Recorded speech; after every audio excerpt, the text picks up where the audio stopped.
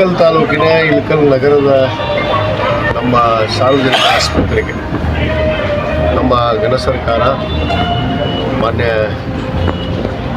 ಆರೋಗ್ಯ ಮತ್ತು ಕುಟುಂಬ ಕಲ್ಯಾಣ ಸಚಿವರಾದಂಥ ಸನ್ಮಾನ್ಯ ದಿನೇಶ್ ಗುಂಡೂರಾವ್ ಅವರು ಇವತ್ತು ಅನೇಕ ಅಭಿವೃದ್ಧಿ ಕೆಲಸಗಳನ್ನು ಇವತ್ತು ಆಸ್ಪತ್ರೆಗಳೇ ಓಡಾಗಿರಲಿಲ್ಲ.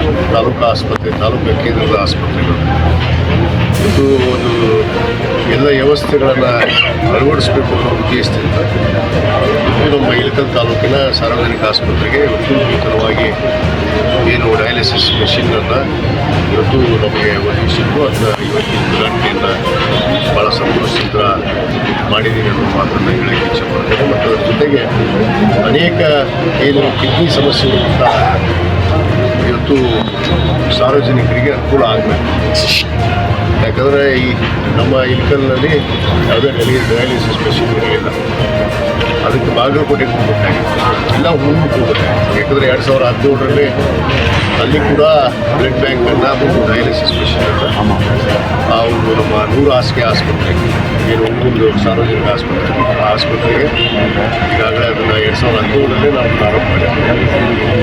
ಅಲ್ಲಿರುವಂಥ ಒಂದು ಬ್ಲಡ್ ಬ್ಯಾಂಕನ್ನು 2018ರಿಂದ 23ವರೆಗೂ ಆ ಬ್ಲಡ್ ಬ್ಯಾಂಕನ್ನು ರಿನ್ಯೂವಲ್ ಮಾಡಿಲ್ಲ, ರಿನ್ಯೂವೇಷನ್ ಮಾಡಿಲ್ಲ. ಅದು ರಿನ್ಯೂವಲ್ ಮಾಡಬೇಕು ಲೈಸೆನ್ಸ್, ಆ ಲೈಸೆನ್ಸ್ ಕೂಡ ರಿನ್ಯೂವಲ್ ಆಗಿದೆ. ನಾನು 23ರಲ್ಲಿ ಬಂದ ಮೇಲೆ ಈ ಬ್ಲಡ್ ಬ್ಯಾಂಕ್ ಇರ್ಬೋದು ಮತ್ತು ಅಲ್ಲಿ ಅನೇಕ ಅಭಿವೃದ್ಧಿ ಕೆಲಸ ಸರ್ಕಾರಿ ಆರೋಗ್ಯ ಕೇಂದ್ರಕ್ಕೆ ವಿಶೇಷವಾದ ಅನುದಾನವನ್ನು ಬಿಡುಗಡೆ ಮಾಡಿ ಇಲ್ಲಿ ಸಾರ್ವಜನಿಕರಿಗೆ ಯಾವುದೇ ರೀತಿ ತೊಂದರೆ ಆಗಬಾರ್ದು. ಯಾಕಂದರೆ ಬಂದಂಥವರು ಇಲ್ಲಿ ಓಟಿ ಇರಲಿಲ್ಲ, ಆಪರೇಷನ್ ಥಿಯೇಟರ್ ಮತ್ತು ಅನೇಕ ಶೌಚಾಲಯಗಳಿರಲಿಲ್ಲ ಸರಿಯಾಗಿ.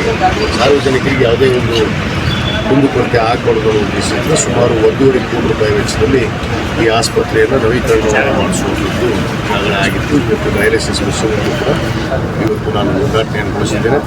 ಅದರ ಜೊತೆಗೆ ಈ ಒಂದು